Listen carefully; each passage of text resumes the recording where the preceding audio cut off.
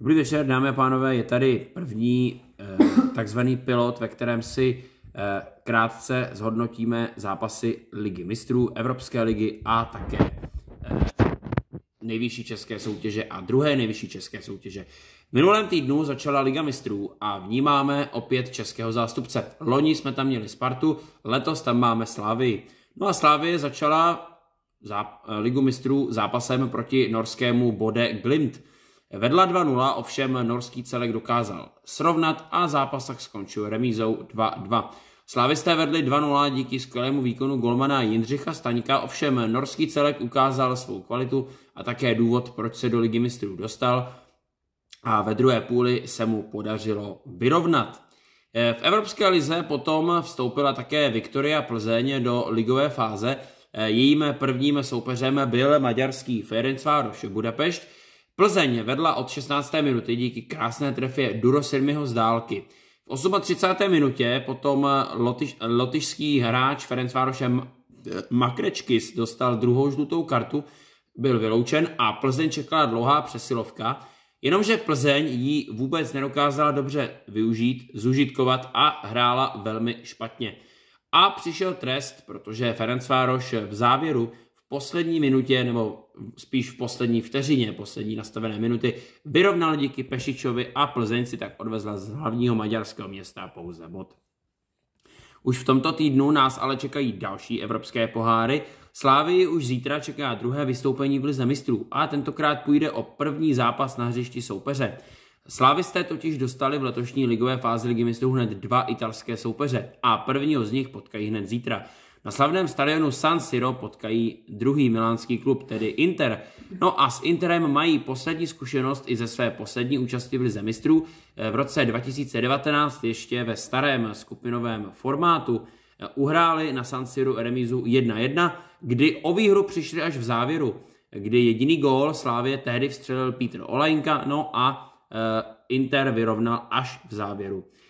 No a Plzeň bude hrát v Evropské lize ve čtvrtek doma, jejím soupeřem bude švédské Malmö, které v cestě do Evropské ligy vyřadilo Sigmu Olomouc. No a rozjede se i poslední evropská klubová soutěž, tedy konferenční liga, ve které máme dva zástupce, a to olomouckou Sigmu a také Spartu. Spartu bude čekat úvodní zápas doma proti irskému Shamrocku Rovers. Olomouc se představí také v Itálii, ale konkrétně na hřišti Fiorentiny. V minulém ligovém kole jsme se dočkali několika zajímavých výsledků, které nás určitě hodně zaujaly. Například včera jsme tu měli poměrně šokující porážku, když Viktoria Plzeň prohrála se Zlínem 0-1. No a dnes vyšlo najevo, že hlavní trenér Plzně Miroslav Koubek byl odvolán z funkce. To samé potkalo také trenéra Pardubic Davida Střihavku, který tedy také skončil po tomto kole.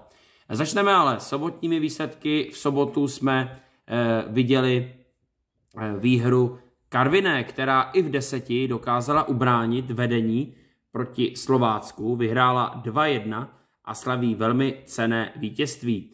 Bohemka ta hrála proti Olomouci a byl to takový hodně zajímavý zápas nahoru dolů. Nakonec si ovšem oba týmy odnesli bod za remízu 2-2. Důležitý zápas čekal také Baník, který stále čeká na nějaké výraznější vítězství, jenže do Ostravy přijela dobře naladěná Sparta, lídr tabulky, no a bylo to vidět, Sparta dominovala celý zápas, už v první půli si vytvořila jasné vedení a zvítězila jednoznačně 3-0.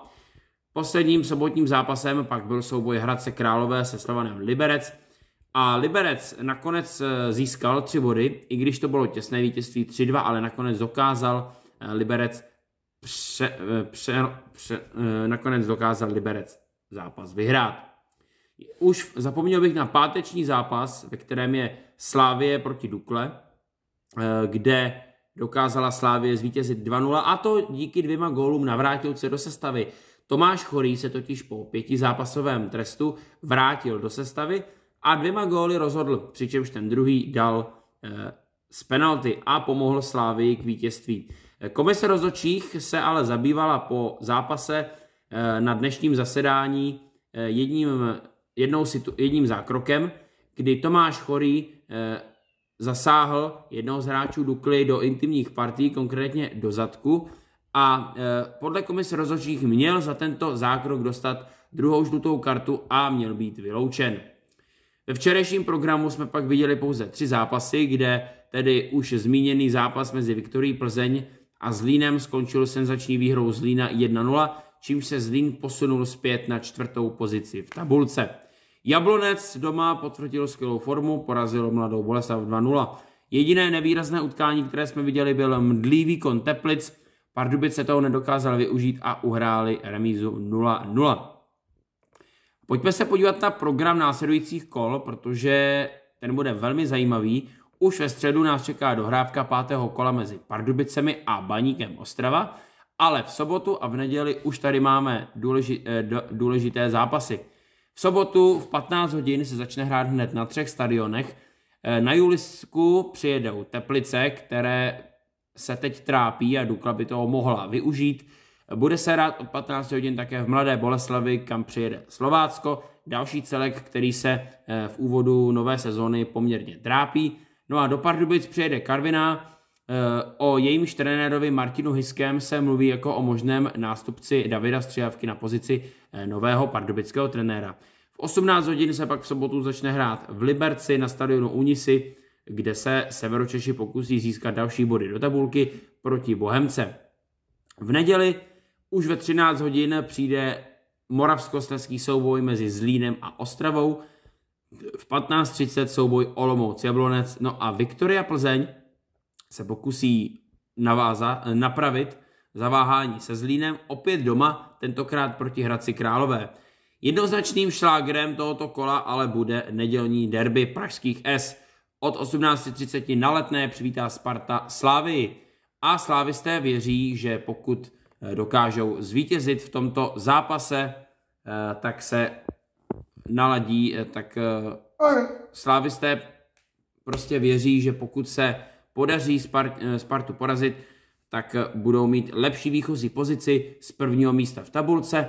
Nicméně ten náskok je stále minimální, takže když Slavie vyhraje, podíváme se na tabulku, když by Slavie vyhrála, tak by vedla tabulku ligy před Spartou o 2 body, ale rozhodně by pro Slavii výhra v derby byla určitě důležitá. A pojďme se podívat ještě závěrem na druhou nejvyšší soutěž, která nabídla o víkendu také pár zajímavých zápasů a také výsledků.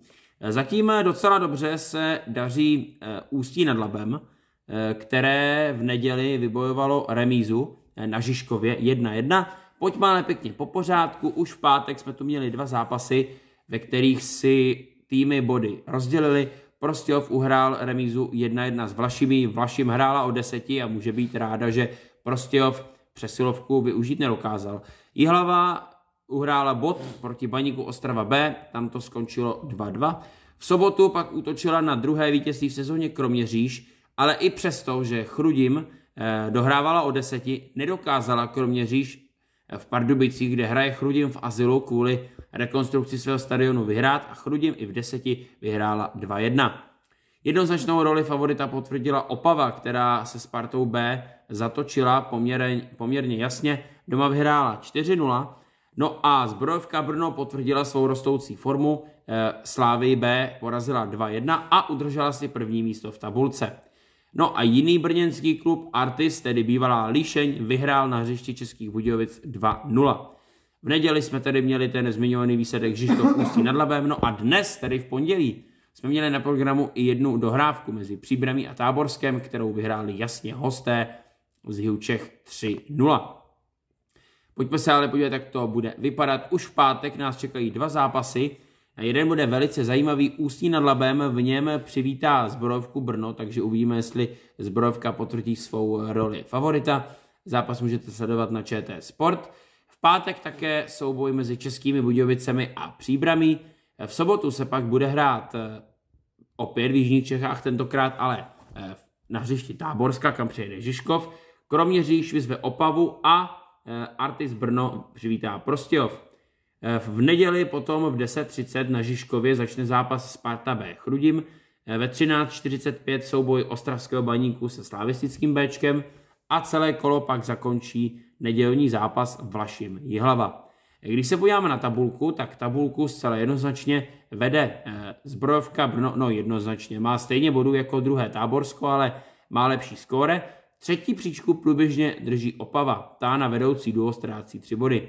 Na druhém konci tabulky je Vlašim, která se zatím poměrně překvapivě trápí, je na 7. místě, se 7 body na předposledním místě. No a Kroměříž je úplně poslední, která zatím z úvodních 11 zápasů vyhrála pouze jednou, a to v předminulém kole doma s Českými Budějovicemi, a teď jí čeká těžký zápas doma s třetí Opavou.